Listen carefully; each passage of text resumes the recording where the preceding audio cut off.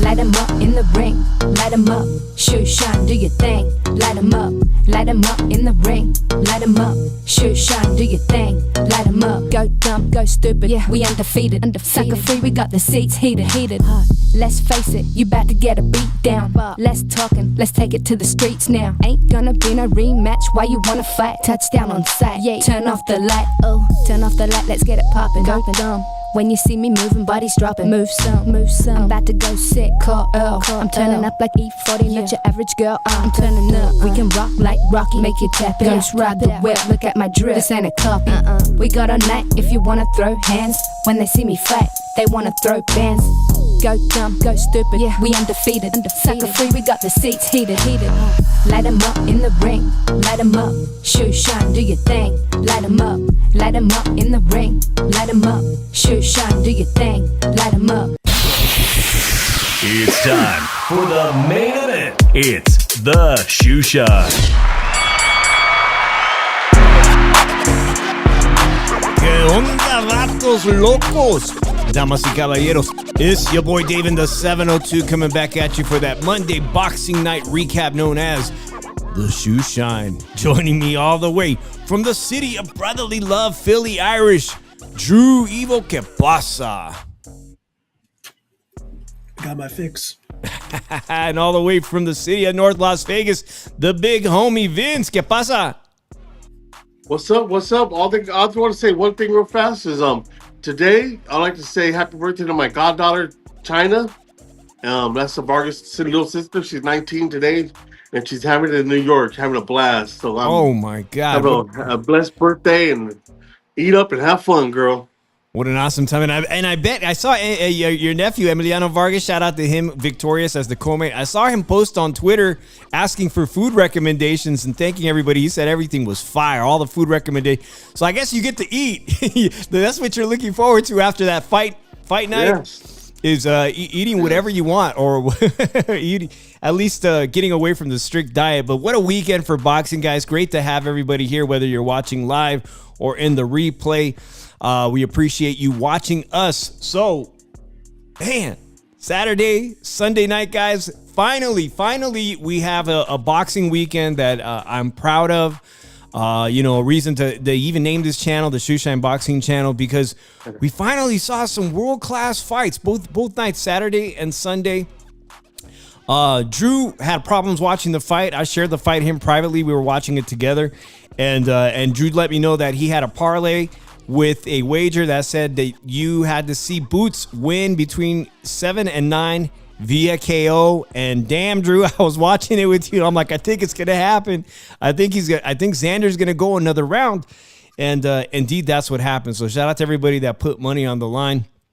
Vince just paid you a great compliment right before the show started, saying, "Yeah, you get it right pretty much most of the time." 90%. He acknowledged me. Yes, yeah. Drew. Indeed, Drew's guys. Man, fuck that shit. I'm going with them. From now on. But, indeed, guys. I tell you this right now. It was a good day on Saturday, but it was a fucking Phillies tonight, man. Alan Nola gave up a 5-0 lead and fucking gave up 7 earned ones to the fucking Pirates. Hey. Like a true Philly guy, 5 F-bombs 2 minutes into the show. Hey, great to see Isabel. Shout out to Steezo over there.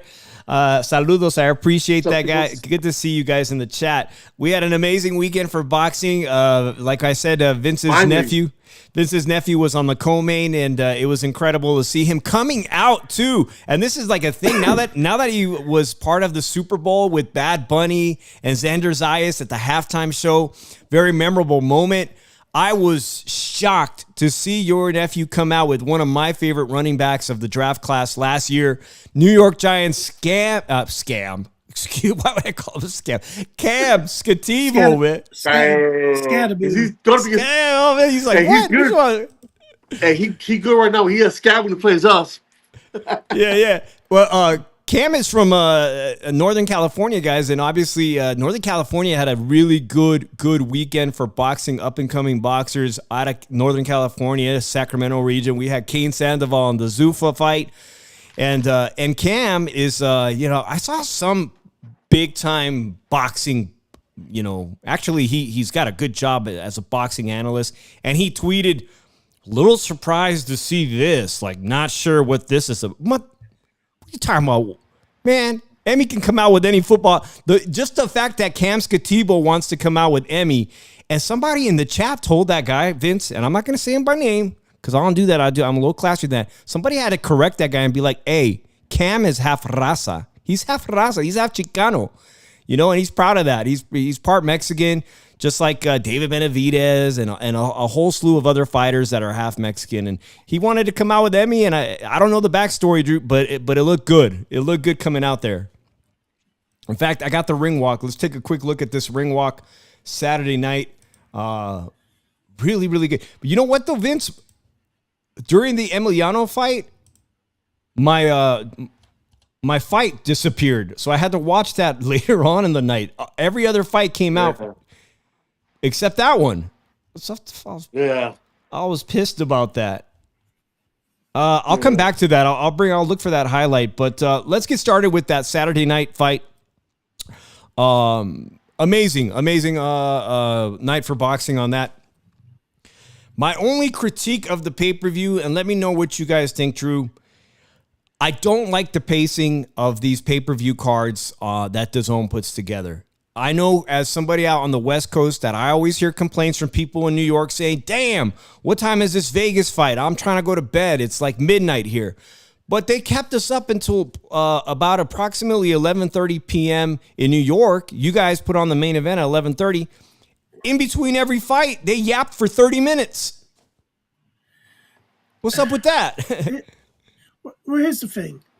Number one, I said they're making the same mistake as PBC, having pay-per-views at high rate prices that are for fights that are not pay-per-view quality. I'm sorry, there's no fight in boxing that is pay-per-view quality today. Doesn't matter if Canelo's on it or not. It's just no fight today is pay-per-view quality. And the number two thing, they want you to pay an annual fee of $449 a year and to pay a $75 pay-per-view charge. Yeah, out your damn mind. But I look at it to make, like I said the first time, to make the same mistake at PBC. And I don't think this pay-per-view is going to sell. And unfortunately, it's not. Even though there was it was pretty much a good card and it's excitement and everything. I had Ben Whitaker on my ticket for a knockout. I had Emiliano for a knockout. I actually should have picked the round because I said it was going to be round 4 that the knockout was going to happen in, and I should have put between like 4 and 6. And the Boots Ennis fight, I said it was going to be a stop. It was going to end between 7 and 9 for Boots. I think people look at it, and I think a lot of like this weekend just showed like how naive the boxing fan can be. In a way that seeing how Boots fought in the third round. And I'm going to say this right now. If you care about somebody not getting hit and you're paying money for a pay-per-view, go ahead and waste your money. I don't want to see somebody get knocked out in the first round and not take a shot. You in boxing and you're going to get hit. You're going to get buzzed from time to time. Somebody's going to surprise you and buzz you. Doesn't mean your chin is shaky. If it happens more than once, like 3 or 4 times, then we could say it. First time he actually took a direct shot, but he recovered from it fast and went back at him, and in my opinion, stole the round from Zayas. But I think but the commentary team's talking for 30 minutes at a time. You got to stop. Like, you got to go with the flow. You got to go with the thing that you're expecting fights, so you have to be ready for fights to end early than expected. And you just got to have these guys prepared to just go along with it. This is why people are getting tired of just being racist. I don't want to hear Chris Maddox on Sergio Moro talk for 30 freaking minutes about nonsense and everything. I just don't. And then the other thing, when you got like fighters that are on involved being being somewhat hating on X and everything, can't say Terence Crawford because Terence Crawford deemed this the Boots Ennis era in a video today. When you got somebody that was offered the fight with the same guy, and because of your promoter not wanting to make the fight, and you're not defying him, I know you went to court, but you could have. There's a lot more you could have done to secure that fight. Then you should be talking shit saying, I will sleep Boots Ennis. Because I tell you the truth, people were saying you were food when Sergey Bobachek was kicking your ass. Hey, I was there. Wally Coyote, salute to you. He wants to know, we're going to get to some of that more in this week if USA is going to make it to round of 16. I've been really enjoying the World Cup stuff. We're going to probably do a lot of that this Wednesday. Let's break down everything from the main event. Then we'll work down to the co-mains, especially because we got Vince here and his nephew performed exemplary on the co-main event. But let's break down all the stuff. Drew brought up Virgil Ortiz talking shit. Devin Haney was also talking a lot of shit. We're going to talk about the quitter narrative. Did Xander Zayas quit? Salute to you in the chat who put, let's talk about Crawford not wanting to fight Boots. Hey, I appreciate that there's somebody in the chat who's as big a fan of Boots as probably Drew. And you know, Drew's from Philly, so he has the right to say that. But let's be honest. It doesn't seem that anything is going to bring Bud Crawford out of retirement. Nothing. He paid praise. That's the issue, man. Why are people bringing up Bud Crawford's name into this? Like, you got Rick Laser bringing up Bud Crawford's name. I'm like, dude, he's fucking retired. What about the other fighters at 154 that Boots has to go through? Why are you not bringing up Bud Crawford? Like, Rick, I know you are trying to find drink vouchers for your wife to buy off the black market and everything, man. But and then you want to talk shit because you behind a fucking text message thing and everything, man. But let's look at it. A spade is a spade. You're a con artist, number one. Well, they're saying in the chat, Drew, that Crawford don't want no smoke or no problems with Boots. You know, it's man. Go ahead, Drew, because I got my theory on this. Here's the thing: we need to stop mentioning Terence Crawford's name. He's not coming back, and okay, he didn't want the Boots fight. Yeah, he probably didn't want the Boots fight. Like, I'm not lobbying for a reason why they take the Boots fight. I could care less about it. Like, we need to just, why are we mentioning a guy's name that's been retired for at least 6 months now and everything? That's what I don't understand. Why? Do you guys have a wish? Do you want to rub a lamp? Do you want to rub a lamp? Say, give me 3 wishes, Genie. I want Terence Crawford to come out of retirement to fight Boots. I want Terence Crawford to come out of retirement to fight Virgil Ortiz. 3, I want Terence Crawford to come back and do Canelo again. I'm going to say this right now. Guys, he ain't coming back. Let's mention the guys that Boots is going to go through, because I think he beats them all. And people can say all they want. Like, I understand you got so many Boots haters and like people that are like really respectable boxing people that say, oh, Virgil smokes him.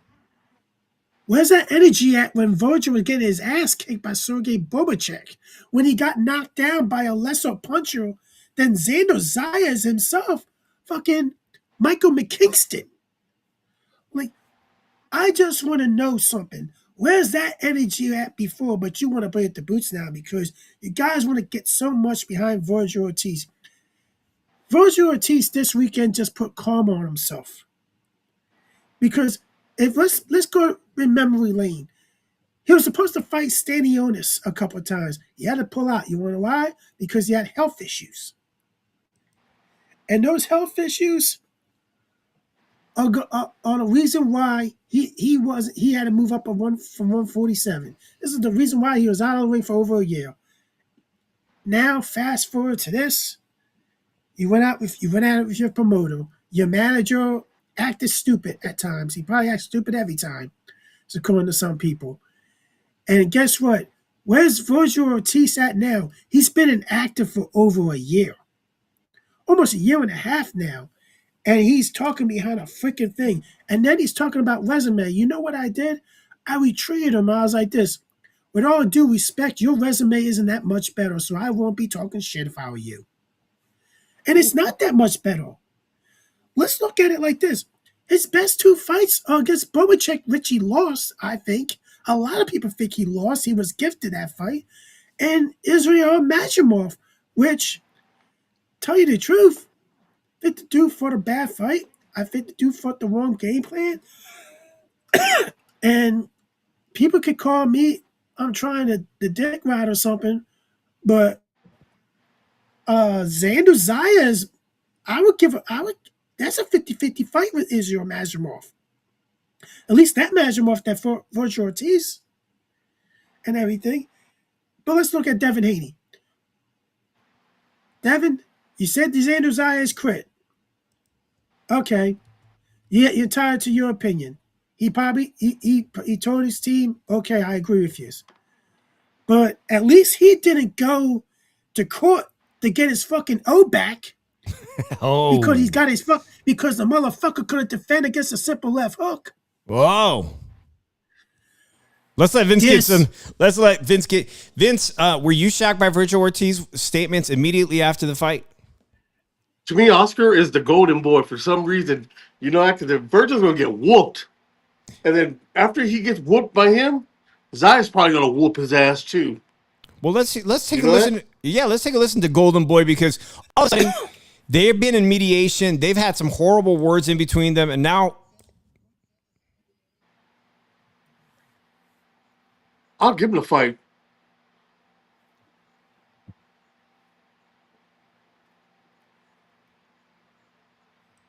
oh, sure. Now he wants it. Now he wants that fight. Yes, people were asking in the chat, didn't he already have that opportunity? And then they said there had to be a $10 million number in front of that, and that basically drugged them into arbitration, which is where they're at now. Look how excited Oscar is all of a sudden, salivating, thinking about Virgil. But here's the deal, guys.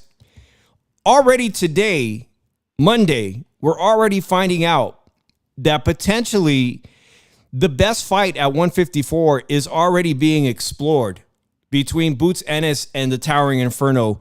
Who I think as good as Boots is, as good as he is, this is a dangerous fight for him, a very difficult fight.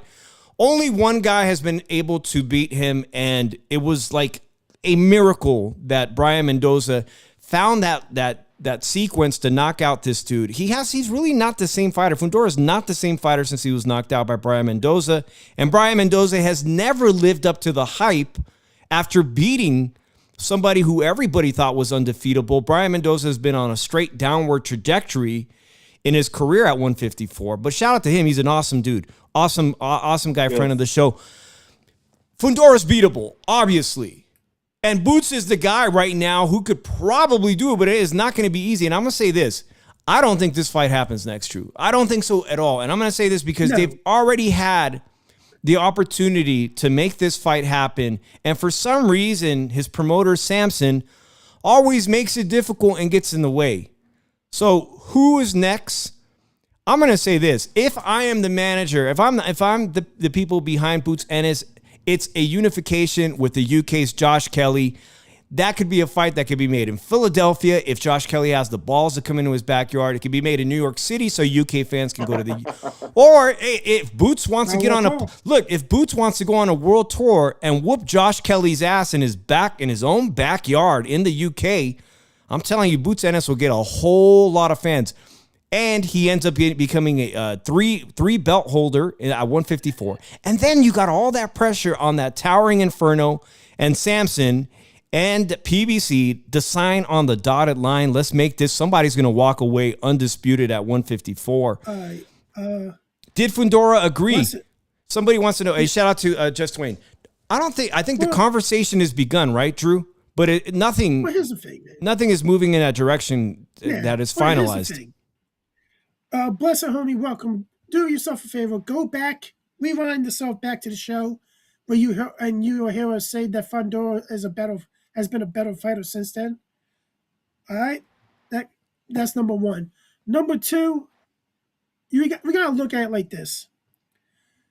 Brian Mendoza got a once in a lifetime lucky punch, counter shot that hit him on the chin, the best spot in there. But I am going to say this.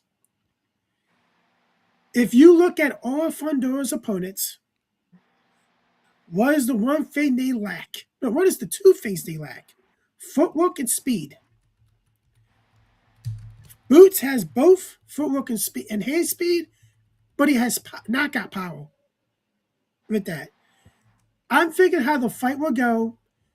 Fundora will try to fight small, but he'll try to keep the distance going because I think once Boots gets inside and puts that hand speed in display to the body and eventually get to the punch, Fundora's going to be compromised, and he's not going to be able to throw because Boots is too inside on him. And the speed, the hand speed is there. I think the speed of Boots and power of Boots is going to beat Fundora. If I was to predict this fight now, I would put Boots as a late round stoppage, because I think Boots will get inside all night long on him, and I think Boots will be more improved when to trade and not to trade with him, and be smart, because I see Boots issues come to flow, but I think he worked on some of those issues to become a better defender, because as that Zayas fight came along, he became a better defender after that. He took that shot in round 3. And I think moving his head, countering, footwork and everything, forced the guy out of his comfort zone to punch. That's what I think he's going to do with Fundora. But Fundora is going to be compromised that he's not going to be able to throw inside punches because of that hand speed. He's going to be having to defend, and he's going to get caught. Now, Josh Kelly, I think, I'm surprised he went after Fundora first to try to negotiate a fight. I think he's trying, hey, I beat Fundora, I become the overall complete A side of this division. I'm the A side, anything goes for me. I get to fight wherever I want it. They don't want to fight, that's their fucking problem. But I really think the next idea would be Josh Kelly. Yeah, I'm feeling that fight. Because I'm going to say this, I think Fundora and Virgil Ortiz are going to wind up fighting. So the deal, let me ask Vince this. Vince, there's still people who think Virgil Ortiz could be the best talent at 154. But do you think, based on all the games that were played between Xander Zayas was he was toyed with. Virgil offered Xander a fight. Xander signed on the dotted line, and then Virgil and his team came back and said, yo, to be honest, you were second in line. Like, we gave you that contract, but we want to go. Like they went after Xander like they were the A side. So does Virgil and his team deserve these title fights ahead of unifications? Like, you have a potential for somebody in this division to become undisputed. Does Virgil get top? Does he, in your opinion, does he deserve the top spot to be next in line when he hasn't really done much in nearly a year? But Vince, what do you think? Hell no, I think he does. He has to sit in the back burner and sit another year.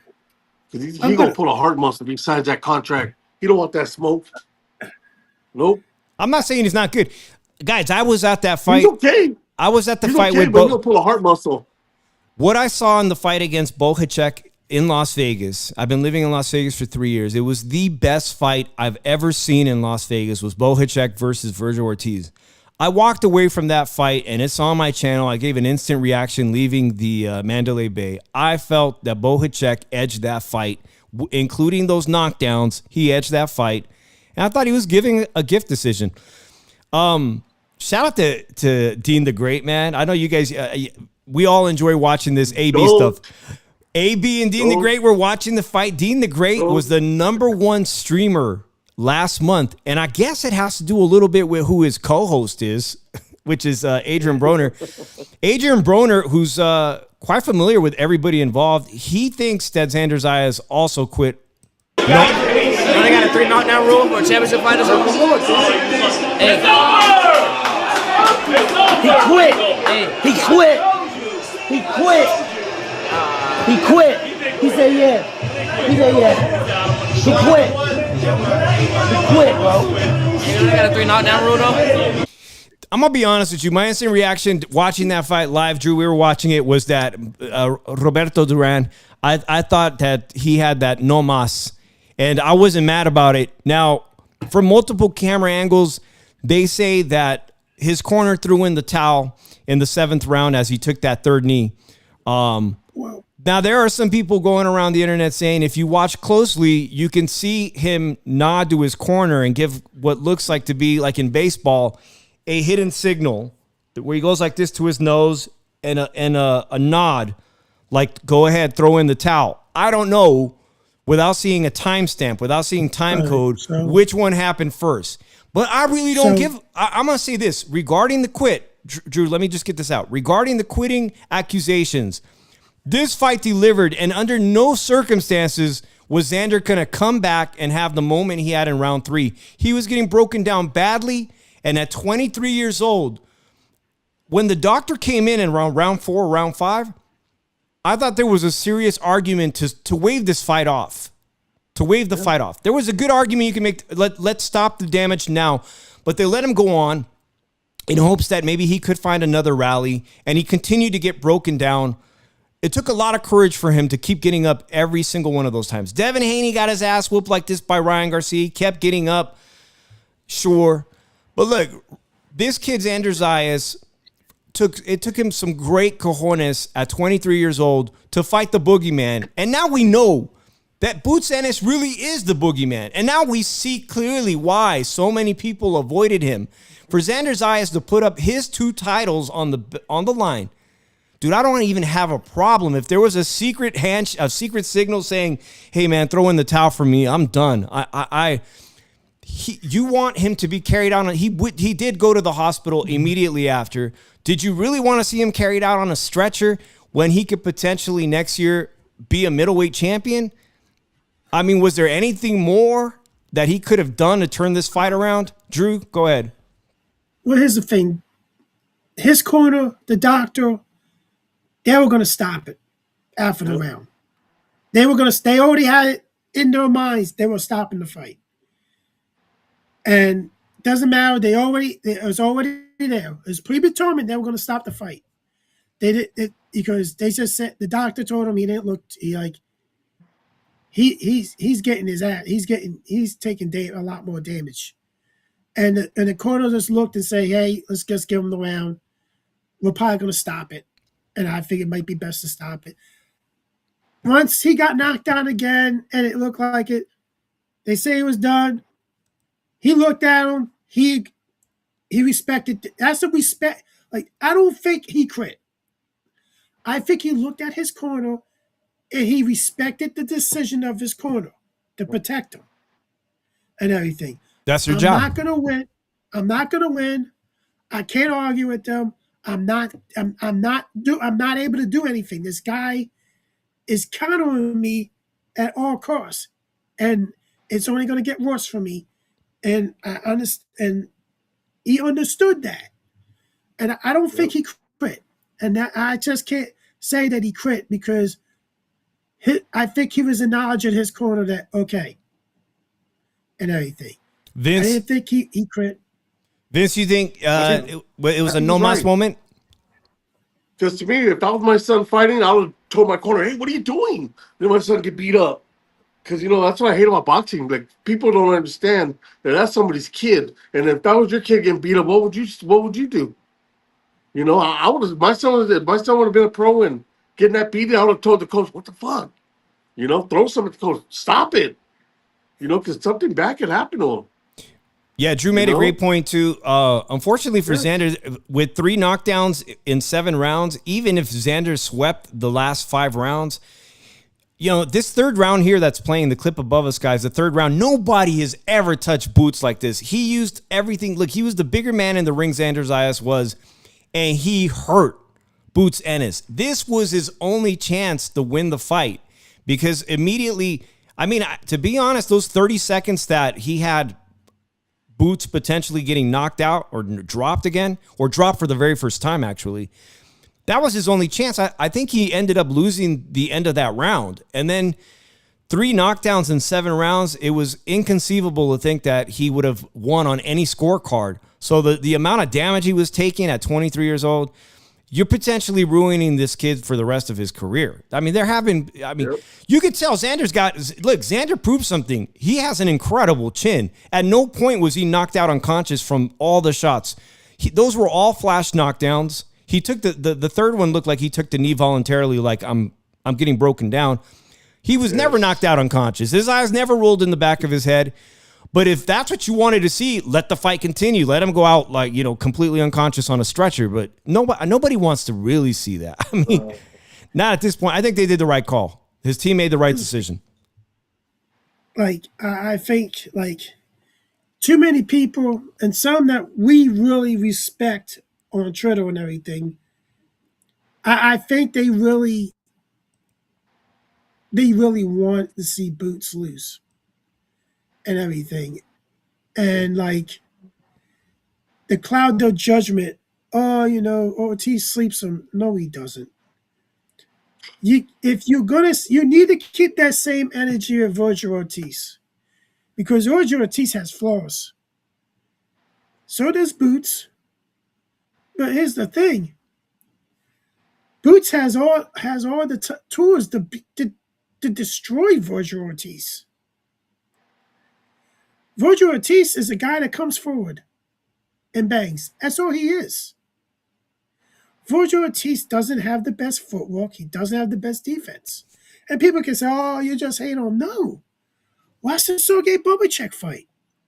Watch the Michael McKingston fight. Until he stopped Michael McKingston.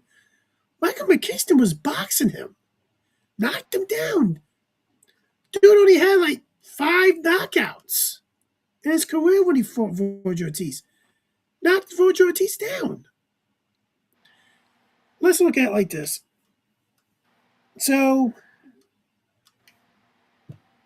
Virgil Oscar set up Virgil for a fight later on this year. A tune-up. Why is he fighting a tune-up? You fought Bobacek, you fought Majimov. No more tune. And you're supposed to be on your way to getting a title shot.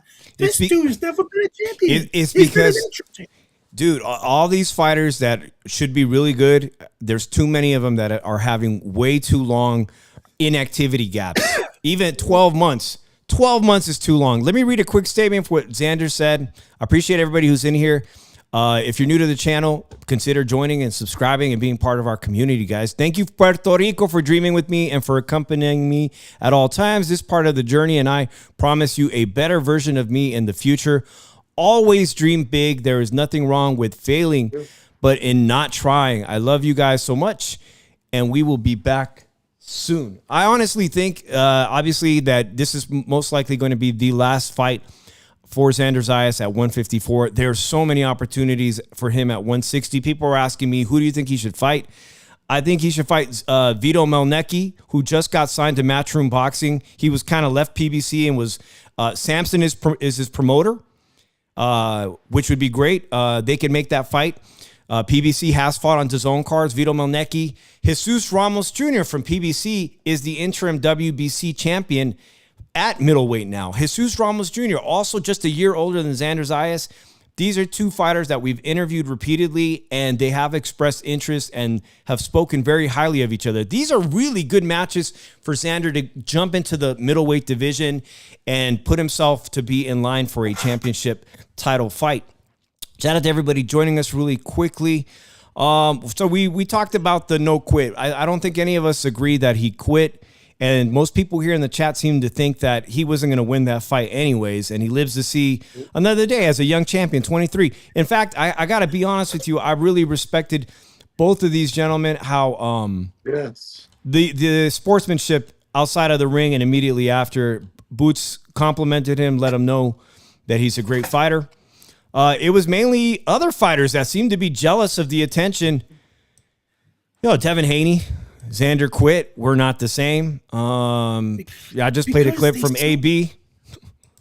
Because they sold more than the Ryan Garcia Devin Haney fight. Like, jealousy because these guys want all about them. But they made themselves out to be jokes. Like, Devin Haney is a hypocrite. Bill Haney, a hypocrite. Like, let's look at it like this. His reputation for being a rape bully. His reputation for talking shit. But here's the thing. This is a dude that went to court to get his O back. Yeah. He bitched and moaned like a little bitch. Actually, Devin Haney's been extremely inactive the past year, man. I don't like that at all. But there's the sportsmanship between these two people. Oh, great. Beautiful. Let me ask you, because Vince, you watched a lot. I mean, I can look in the back. I know you've got Tito Trinidad posters everywhere. He should have hit him in the nuts, like Trinidad does. Win it down, go low.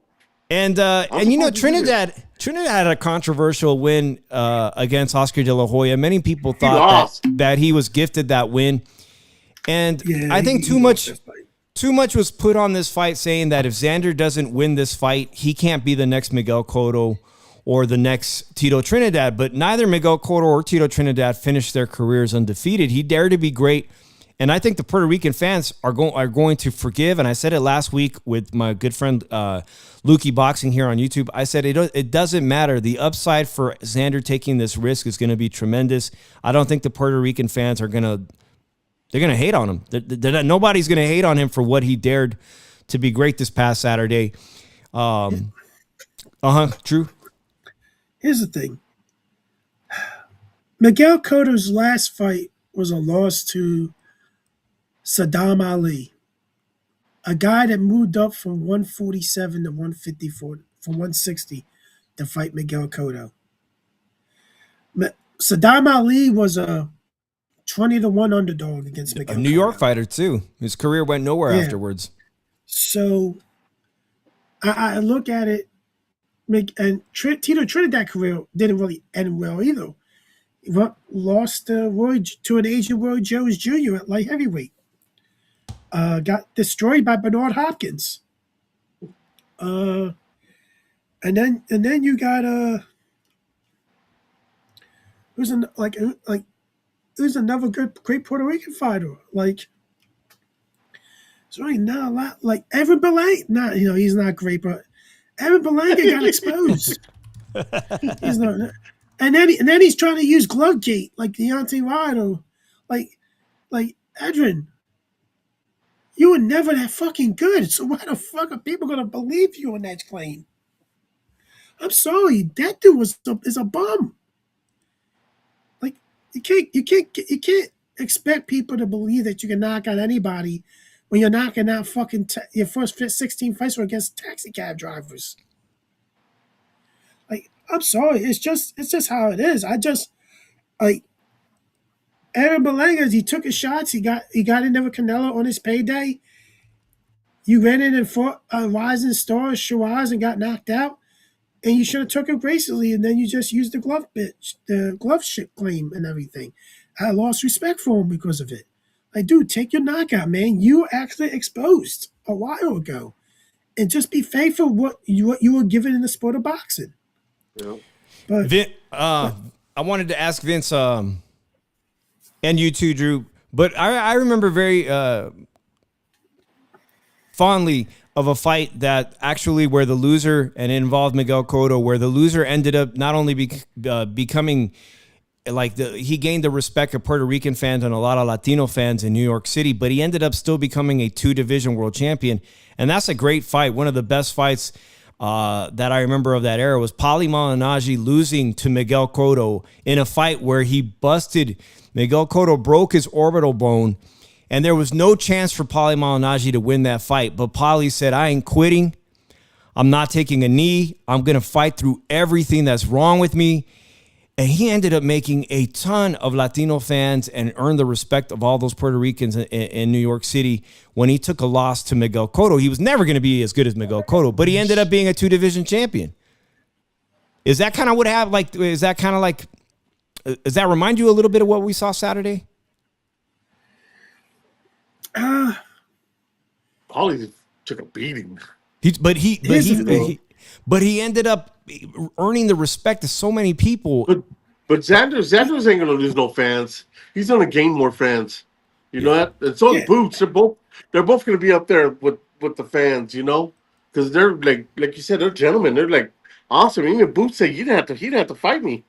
You know, but that shows that he has the cojones because all these other fighters don't have it. They're like, oh, I'm the A side, you're the B side, and oh, blah, blah, blah, blah, blah, blah. No, hell no. He said, let's do it. Everybody's afraid to fight Boots. I'll fight Boots. So I respect that. Like, you know that? Like, first, Dash 52, 51. To be honest, man, Devin Haney's trying to get a fight with Tank Davis. This is smaller 2 classes fighter. below a smaller fighter like usual. Like, I don't think he cares. I don't think he wants to fight Boots anyway. Devin Haney wants to wait bully somebody. Or somebody that has legal issues that knows he ain't going to be able to fight. So he wants to be able to keep himself relevant. You know, I'm curious if I like what the stats 5251 said, Drew, but I'm curious if there's any welterweights. You would think somebody like Devin Haney would watch this fight and say, I can go up 7 pounds. I can go up another 7 pounds and expose Boots. You would think but I haven't heard that. I haven't heard anything like that out of Devin this weekend. But that would be interesting. But the thing is, he can talk all his shit. But he's never fought a boxer with speed like that and footwork like that. Power. Lomachenko, but and see what Lomachenko did to him? Yeah, no. And a smaller man, Lomachenko beat the shit out of him. I was there at that fight too. Even though he got robbed, Lomachenko. I was there. I didn't think Brady won that fight. And I think and Dash thought it was funny when I say he went to court to get his O back. but it's true. Hey, here's that clip. It's true. Here's a clip of Emiliano Vargas, Vince's nephew right here, who performed admirably. I want to talk about the undercard really quickly, and we'll move on to the Zuffa boxing card. But Cam Skatibo, I'm excited for his return as running back. I can't believe Cam. Look at he broke that beer. he downed the beer. That boy was an adrenaline rush. He's beloved in this region as Emiliano Vargas I can't believe. is beloved by the boxing community. Just don't tear your ankle up again, dude. Hey, Cam is extremely compact, man, for a running back, but he generates so much power. Look at this. Some of these El Chicano, shout out to him. We follow each other on Twitter. Skatibo is half la raza, okay? Because Dan Canobio said still confused why this happened. LOL. Because Emiliano felt like him, right, Vince? Are you gonna ask him? Yeah, you know I'm gonna ask him. I'm waiting for him. Honestly. I can't wait. Would you want Max Crosby to walk out with Emiliano because we live in Vegas? Hell no. Hell no. Well, if they're in Vegas, okay, yeah, but if he comes to Vegas to fight, it'll probably be Fernando Mendoza walking and watch. Yeah, shout out to Alex. Is it Alex or Cobra in the chat? I saw him on Instagram. He met Max Crosby today. I was thinking of going to that event. Oh, it was Cobra, because this by his house, he was telling me.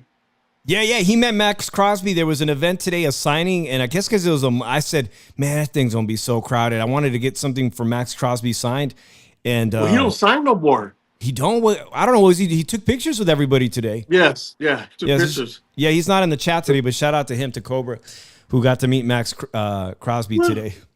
Well, just Jaron or Dave. Oh shit. butchering this dude's name. The welterweight division is trash now, Haney included. That is true. You want to know why? I'm going to tell you why.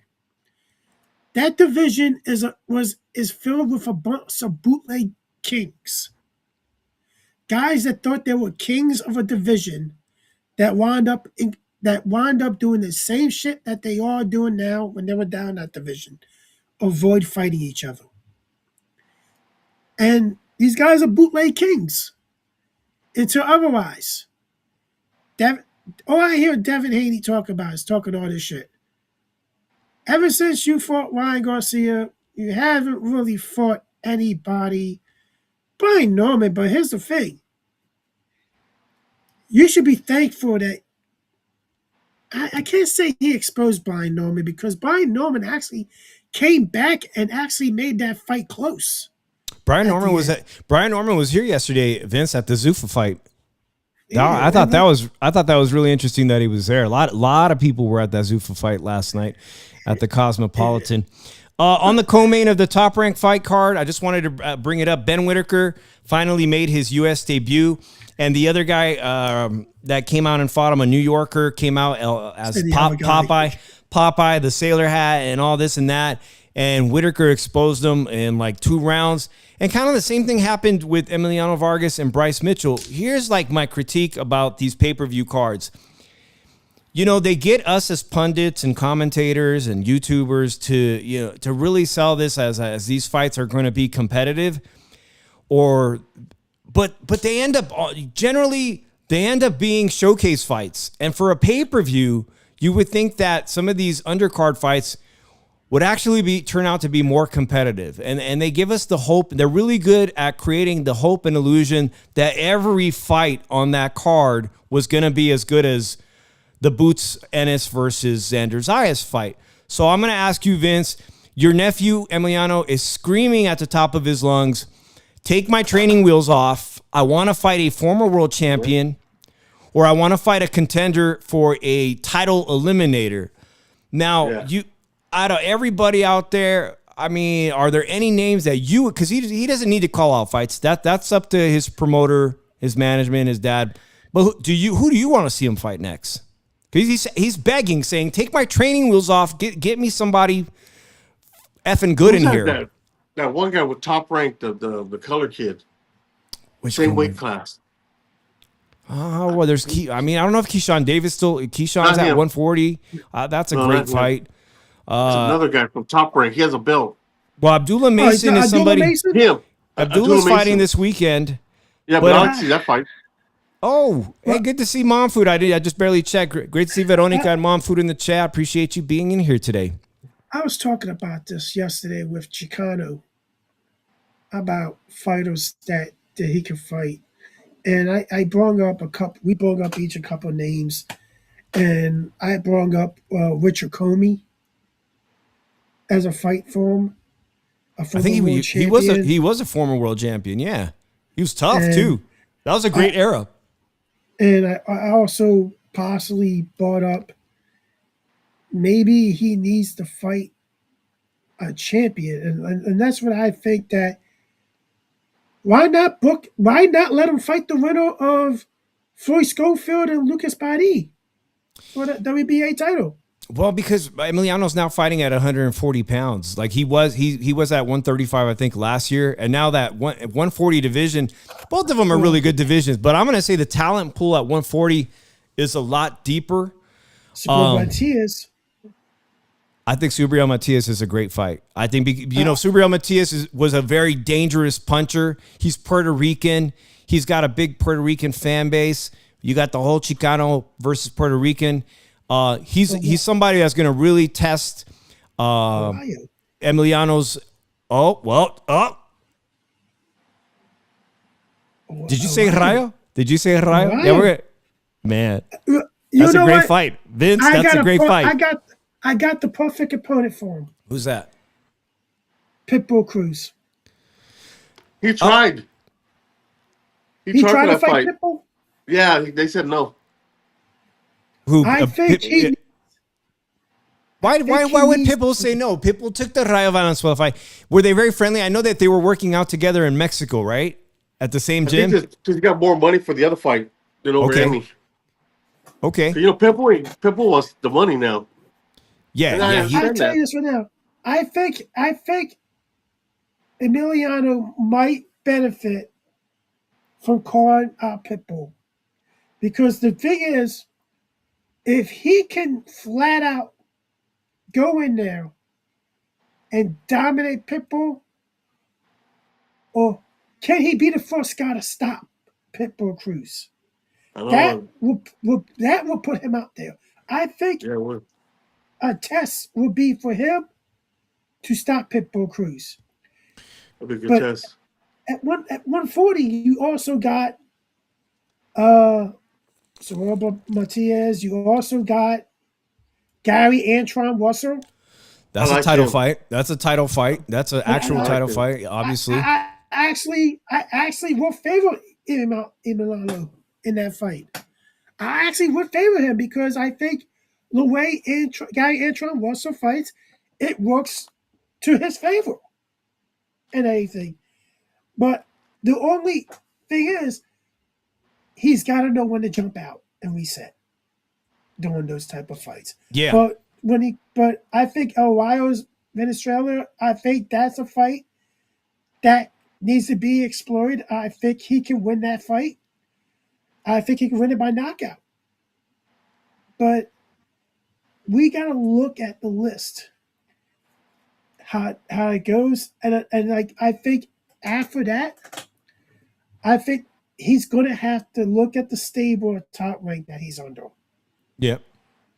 and he's going to have to look at, hey, which one of these guys can I fight? And I'll tell you this right now. How about Jose Ramirez? I think Jose moved up to. That's a great fight too, but I think Jose would never. I don't think he can make 140 pounds anymore, at all. To be honest, he's a big guy. I've stood next to him. I like this comment. Shout out to Dash 5251. It says Vargas finally impressed me. The other night. So I suppose you were waiting to be impressed. I always thought he was slick. But he showed me some power and even more craft in the southpaw position. And that knockout came from a southpaw position. Vince, how long has Emmy been training to be ambidextrous, to fight from both stances? Because he did something that Boots Ennis is known for. I remember when he first started doing it at the gym. He was a little kid. I said, "What are you doing? Turn back around. You can't do that." And look at the kid now. I'm like, what the hell? Man, that's I really- still remember that day. The accuracy showed in that fight against Bryce Mitchell, and the fact that he was able to do that from both positions shows me that his ceiling is going to be even higher than most people expect, especially if he continues to develop. He wasn't a slouch because everybody says he's a bum. You know, Emmy fights them a bums. This kid wasn't a bum. This kid was good. I think he needs to strictly fight a southpaw. That'd be interesting. Anytime you fight a southpaw, it's a good thing for your development. I think he needs to strictly just be southpaw, because I think, like, if I looked at the Mexican fighters that fight out of southpaw, they're the ones that cause the most issues. And I think with him, he's not the typical Mexican style fighter. I think he can go a long way. But if I'm his promoter, if I'm his manager, I'm trying to get a fight with with a contender as quickly as possible. Yeah. You know, he hates staying out of the ring. I'm gonna be honest with you guys. There is a good chance that Shakur Stevenson is going to be baited to go back to 135, and which means he would have to relinquish his 140. They would most likely ask him to relinquish his 140-pound title, which would mean it's vacant. And Emiliano ranked at number 2 by the WBO. That's a great position to put yourself in for a vacant belt to fight somebody else for a vacant title. So it could happen in the next 2 fights as he hopes and anticipates. His opponent, Bryce Mitchell, boxing can be a horrible business. That's why, like, if you're not signed to a major promotional company, for Bryce Mitchell, he said in that press week, I think the day before, he goes, "Man, I want some of that Emiliano Vargas money." And that made me laugh. But it's not really that funny because I'm going to share with you guys something that I read about Bryce Mitchell. Bryce Mitchell fought in January. He talked about, he's young too, right? He talked about he never really made money in boxing up until his 8th professional boxing match. He was told he was going to be paid $30,000 to fight a regional fight in New York, upper New York, Syracuse area in January. Nobody on that card was paid. To my understanding, they were all stiffed. So he already fought this year. This is his second fight of his year. I'm telling you, I know Top Rank paid him. But this poor kid, this was the biggest opportunity of his life. And when he was saying to Emily's face, I need some of that Emiliano Vargas money, he wasn't kidding. Like, he straight up fought. He fought in January, and he told an interviewer that he expects that he's going to have to get paid in legal court, you know, having to sue the promoter for his paycheck because he didn't get the money. And that's just the business of boxing, man. It's a sad state, but a great opportunity for him. Unfortunately, like Emmy said there's levels to this, and I'm going to show that there's levels. There really is levels. I mean, Vince has been kind enough to take me to gyms in Las Vegas, and I get to see firsthand. The gyms in Las Vegas are no joke. That's why there's so many world champions. These gyms here is why everybody from LA and other parts of the country say, bring me to Vegas for a training camp because I want to spar. I want to spar the top guys that are just hanging out in this gym. And that's where it happens, whether it's Rolly, Floyd, all the fighters that have moved to Las Vegas. It's world-class sparring. And for somebody who's, you know, putting a career out of Syracuse, New York, he's just not going to grow there. You know what I'm saying? He's not going to grow the way the kids grow here in Las Vegas. Well, Drew, you brought up Rayo Valenzuela, so I think it's a great time to talk about that fight. But shout out to Haki in the chat. He says, I think Crawford is salty about Boots' performance. And because I got that clip ready, let's play that clip. Let's hear what he had to say himself.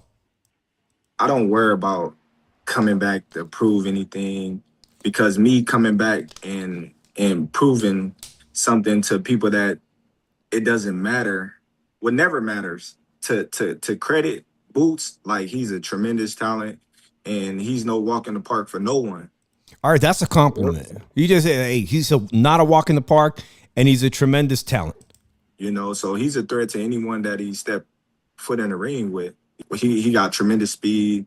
He got great power, defense, reflexes, all that, you know. But the only thing that I can say is I'm 10 steps ahead of him. Like I'm 10 steps ahead of him in smarts. And I think, you know, that's where he'll get in trouble.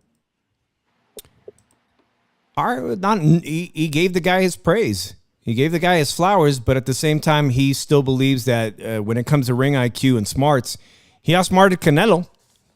Yeah, well, he fights like Frankenstein anyways, Canelo. Quicksand, you know, he don't move around the ring like he should. The thing is, in that fight, he didn't even move around that much in that fight with Canelo. He was able to stay in one place, move around, bump his head, or use effective counterpunching to beat Canelo Alvarez. It actually deflated his offense to an ease. That's how easy that fight was for Terence Crawford. You never see Canelo fought actually that bad since Floyd Mayweather. But Floyd moved. Terence didn't even have to move in there with him. He could stay in the spot and dodge standing there. It's remarkable. Well, I'm from that clip. I don't know if Crawford, if anybody's going to motivate Crawford to come out of retirement, because I think he's been very smart financially, unlike Floyd's Mayweather. Yes. He's been, but is smart, so he's having a blast. The money isn't motivating him anymore to challenge himself, and he, you know, sure it can come across as salty what his statement was, but it's also it could be confidence. You know, when he says I'm 10 times smarter than him with ring IQ. Even if he was 2 times smarter than Boots, it should be enough to beat Boots. But I'm gonna tell you, fight fans would love this fight. I mean, we're talking about that. That's a super fight. If he were to come out of retirement and meet Boots Ennis in the ring, $100 million. $100 million. I would love to see that fight, and I'm not surprised if behind the scenes, Turki Al-Sheikh has made an offer or he even brought it up. Well, hopefully he's okay from that surgery. Yup. So that brings us to Sunday night. Zuffa Boxing leaves the Apex where the UFC has had all their TV show, reality shows filmed.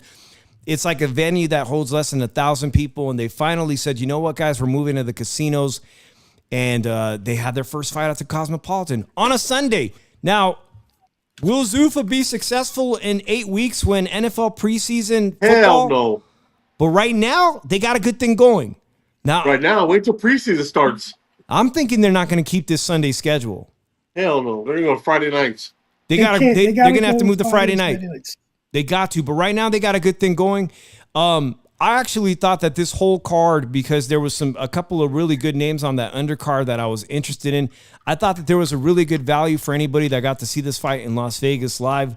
If you're, for me, like a Northern California guy, there was 3 really good boxers on there from Northern California. Kane Sandoval, Brandon Lee, originally from Yuba City. Kane Sandoval is a 916 Sacramento fighter. And then Tony Hirsch. Tony Hirsch is a fighter who kind of like his dad was a major boxer. His dad was a boxer. And he comes from the Andre Ward School of Boxing in Oakland, California. There were so many good knockouts this weekend. Look, Emiliano Vargas had an amazing knockout, right, Vince? Yeah. Ben Whitaker, incredible knockout. All right. Then you had Rayo Valenzuela with a knockout that caused a lot of controversy. So you got that knockout. But Tony Hirsch from Oakland, California, his second fight with Zuffa, he is quickly becoming somebody you need to keep your eyes on at 135 pounds. This is the most devastating knockout of the entire weekend. His opponent collapsed, and his opponent was no slouch. His opponent was coming off a win on Zuffa. Face forward. Face forward. That's crazy. Yeah, it is. Who would y'all pick in Boots? You guys want to answer that one real quick? Boots versus Bud. I think Bud will win. I think Boots. I think when it comes to ring IQ, Bud ring IQ will actually take over the fight. And I think because you got the thing, beating speed is timing. I think Bud's the best timer when it comes to speed fighters and everything. And I think he's one of the best power counter punchers in the game. So I would say Bud slightly. All right. And it's the decision. Vince, who do you got? Hey, like I said before, I agree with whatever Drew says. He's 90% Come on, on fire. And if Drew gives his picks out, give him 10% of your winnings because he's going to get you some winners. Yeah, I got Bud, guys. If Bud were to come out of retirement, it's still like the fight was last September. I think even he took nearly a year off to prepare to get up in weight to fight Canelo Alvarez. I think even at this age, he does outsmart Boots. And the amount of experience that Bud Crawford has it's kind of a sure win for Bud right now. Right now. Great fight, though.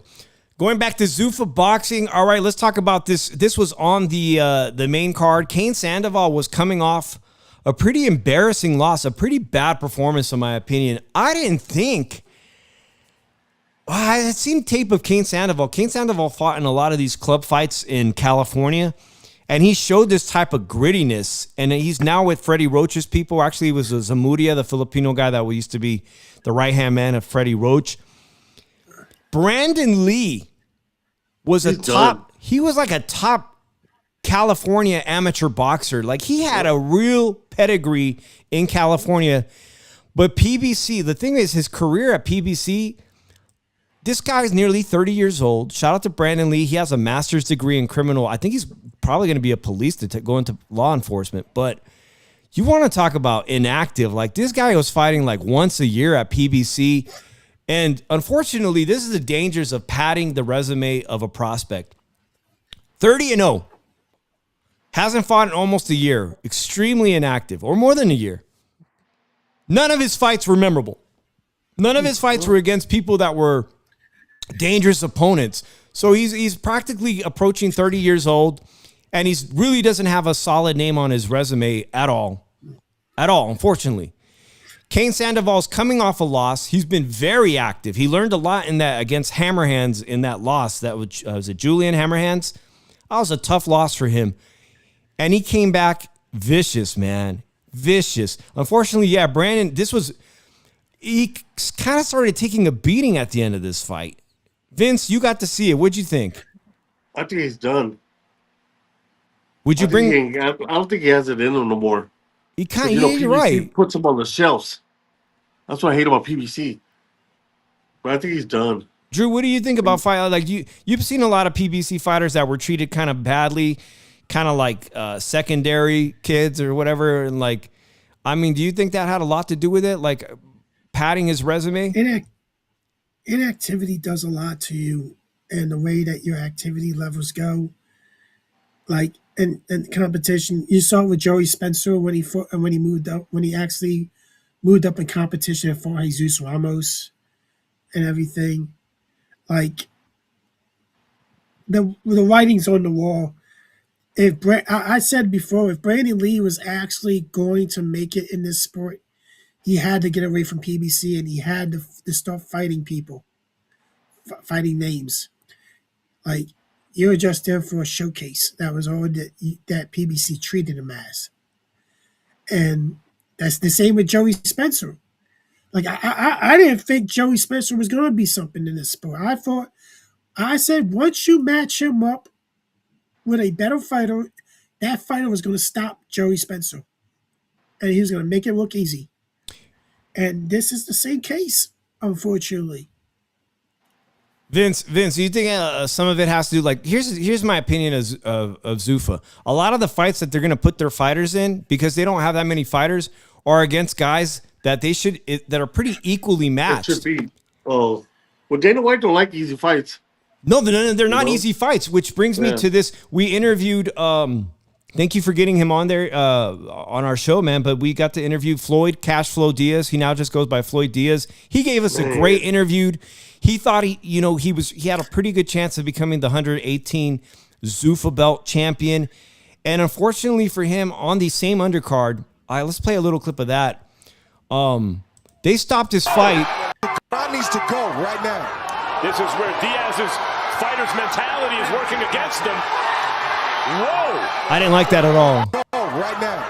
This is where Diaz's fighter's mentality is working against him. He got rocked.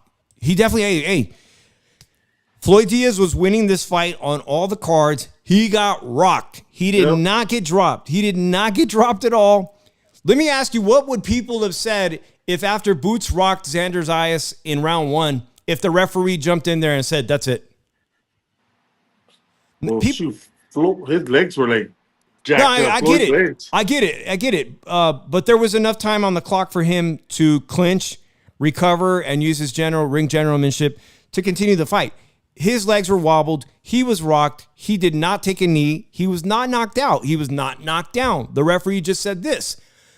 What would people have said in the championship fight between Boots Ennis and Xander Zayas if the referee just said, that's enough? All right, I seen you. You took a big punch. Boots Ennis was rocked, Drew. You look at Boots Ennis when he took that 3-punch sequence from Xander in round 3. The referee could have jumped in and said, that's it. Xander wins. But in the main event, there's a lot of people that took to social media from Rayo Valenzuela's knockout performance. A lot of people were pissed off at Rayo Valenzuela, saying that he should have got disqualified and the winner of the fight should have been De Los Santos, who had been getting his ass whooped. How do you give the fight to somebody who's getting their ass whooped from this sequence? Okay, here's the controversy. As you can see, his knee touched the ground and there's a punch coming. The Nevada State Athletic Commission made an instant ruling. They asked the Nevada State Athletic Commission. They said the punch appeared to land on the shoulder, which it didn't. I'm going to be real. It didn't. But did you know that in the first fight? In the first fight, Rayo Valenzuela got punched in the face after he was knocked out. Same shit. I mean, it was pretty much what Rayo did there was pretty much getting his get back. It happened in the very first fight. And there's no way. Look, the commission, Nevada State Athletic Commission, basically said, there's nothing to see here. We're not overturning this. Now, here's a knockout. He was out already. Going down. Once he got hit, he was out. He was out cold right there. Yeah, he was. He was out. So And he did take he took a second punch afterwards, but it's actually technically the exact same stuff that happened in their very first fight. And maybe Rayo remembers that, and it just instinct. It was basically instinct. I'm gonna punch this dude again, just like he did me in my first fight. There's been so many fights this year and over the course of many, many years where, I'm pissed off about one thing or another. The other day, Usyk fought a kickboxer, Giza. I thought UFOs would land on the pyramids of Egypt. and look, the guy was winning the fight. The guy was winning a lot of those rounds. The kickboxer was. And then the round ended, and the referee waved the fight off as the round had already ended, okay? They didn't go back and say, you know what? Usyk lost that. My mistake. Usyk, my bad. They never overturn bad officiating in boxing. It's frustrating. It's one of the most frustrating things about being a hardcore boxing fan is seeing somebody, I like this kid Floyd Diaz. I wanted him to be undefeated. Yeah. I wanted to see him fight for potentially the Zuffa title. And now he has a loss on his record when he never even took a knee. But it is, it's the business of boxing. That's how it goes sometimes. What do you think, Drew? I thought he was out already when he got hit. We're going down. I thought he was out cold as it is. I don't think you can change it and everything. You could have probably fined him for doing it. But, look at, Zuffa is going to have to start if they're going to be around for the long haul. Yeah, you can show that you're going to take over the sport, but maybe it's time to just play nice with these other sanctioning bodies for right now to make the fights for your guys, to make them the most money possible. And then after that, they can see these fighters can see how you do your thing, and say, hey, I don't want to fight for these sanctioning bodies anymore. I don't got to pay nothing to fight for their belts. And I get good fights. I'm just going to go there and make money. And I think it's just a matter of time for Zuffa takes over and everything. But they're going to have to start signing more people. And if we look at it, I really see that when it comes to Zuffa, they re-signed Conor Ben. Whoopie-doo. Good job. You got him and everything. What are we going to do when we have a guy that's ranked in the WBC, let's say? I have a guy from Zuffa that's ranked in the WBC. Apparently, if he fights, we're going to have to follow the WBC rules. Especially if he's an eliminator or something.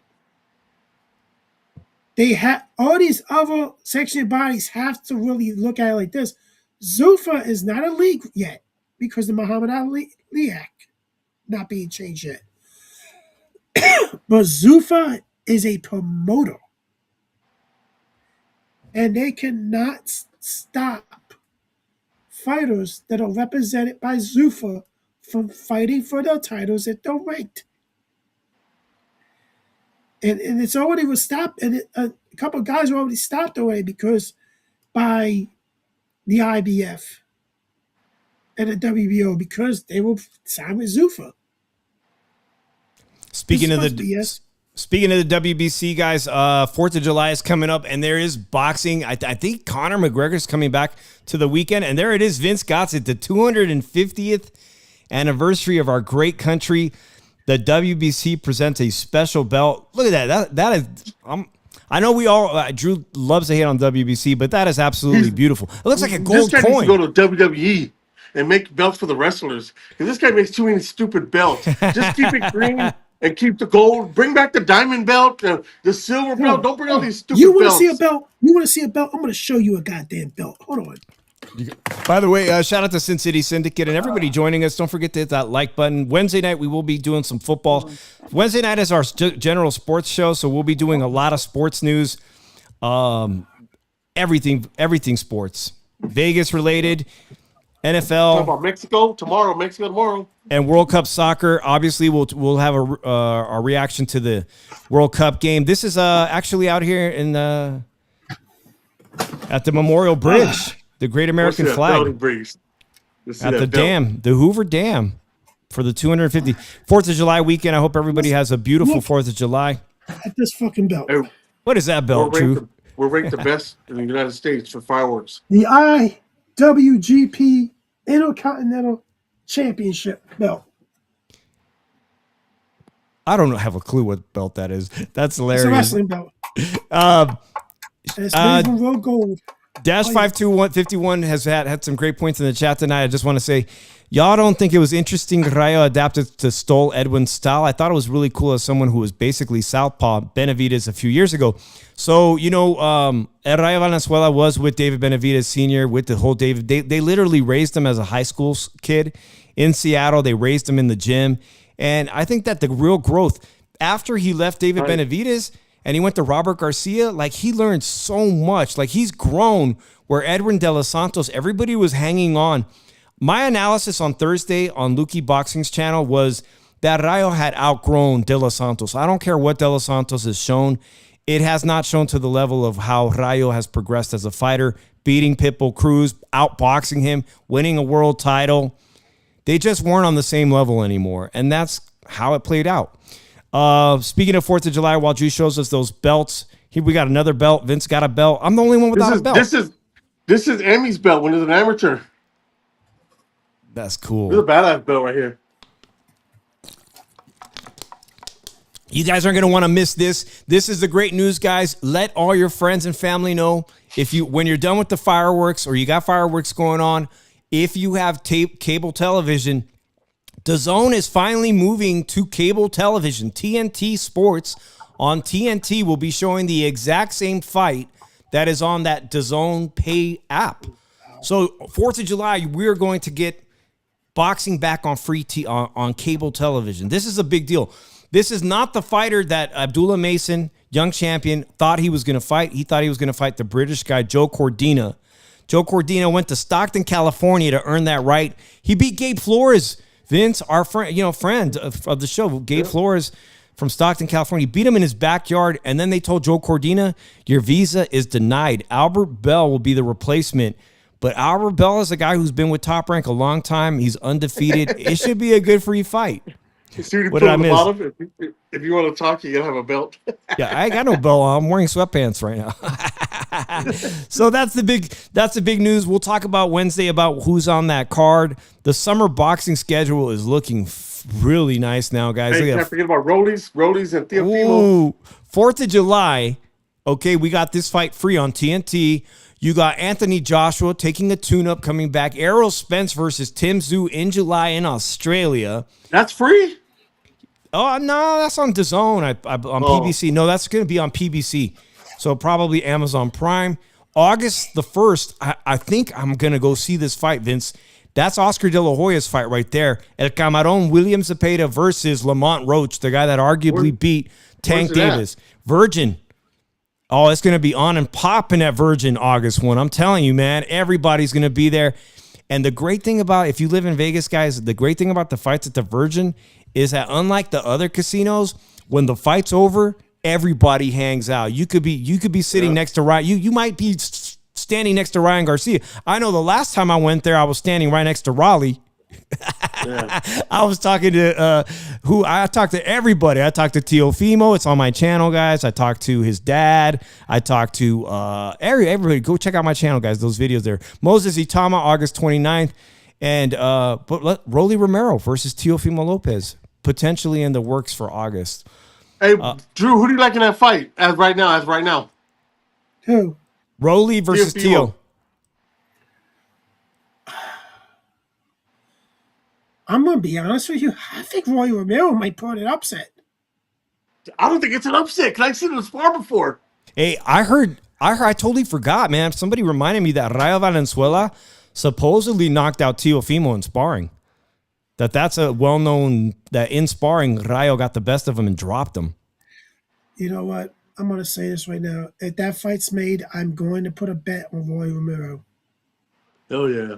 I wouldn't be surprised, man. Hopefully we can go to the I'm gym. not gonna be surprised. It's like when he fought Ryan. Oh, because he beat the shit out of Ryan twice in sparring with headgear. So I ain't surprised. You know, talking about that Rayo Valenzuela thing, I forgot. I wanted to show you guys this clip. Historically, in the Super 6 tournament, if you've been a longtime boxing fan, Arthur Abraham, that's the one Andre Ward won the entitled tournament. It was one of the greatest boxing tournaments I've ever seen.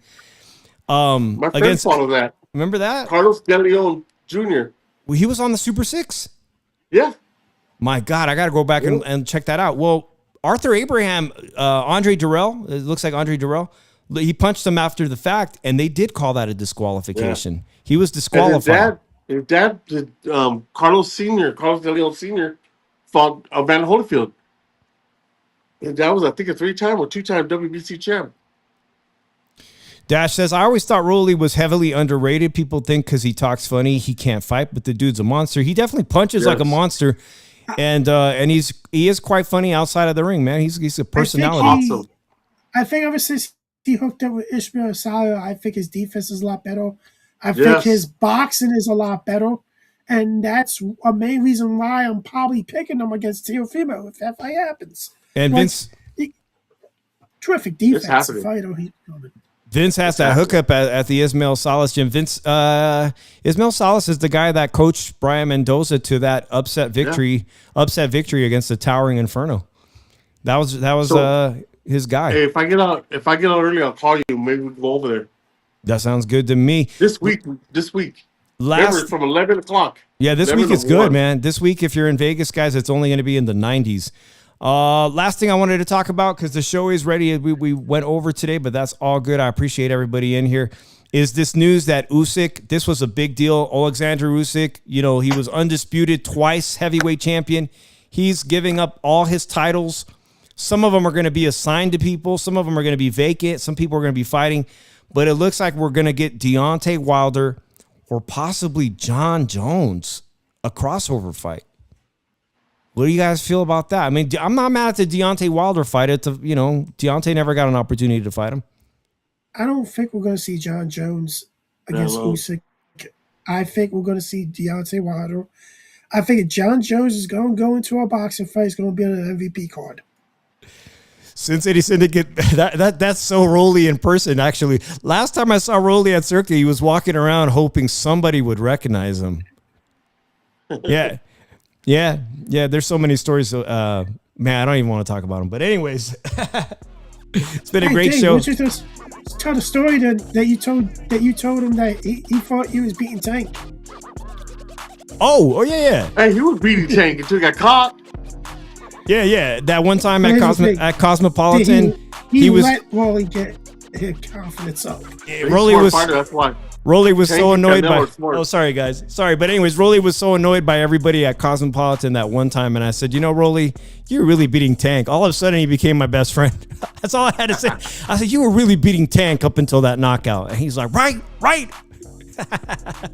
But who also remembers Rolly on a live stream putting on a dirty mariachi hat that stunk? Who also remembers that? Yeah, when you put that stupid fool's hat on. Anyways, guys, Wednesday we'll be covering World Cup. We'll be talking about all the football news, a lot of football news. Good to see Syndicate. Yeah. Good to see Wiley and everybody new in the chat. I hope you subscribe. Who's got the best record of baseball right now? I'm sure it's the Dodgers, man. Oh, I think we gotta predict another team record. Hopefully we got some Packers fans and we can do the Packers one this Wednesday. We're going to do Packers. We're going to dissect the Fudge Packers. Yep. Well, we'll have that on Wednesday night at 8 o'clock, guys. Until then, I'm Dave in the 702. Peace. Happy birthday, China.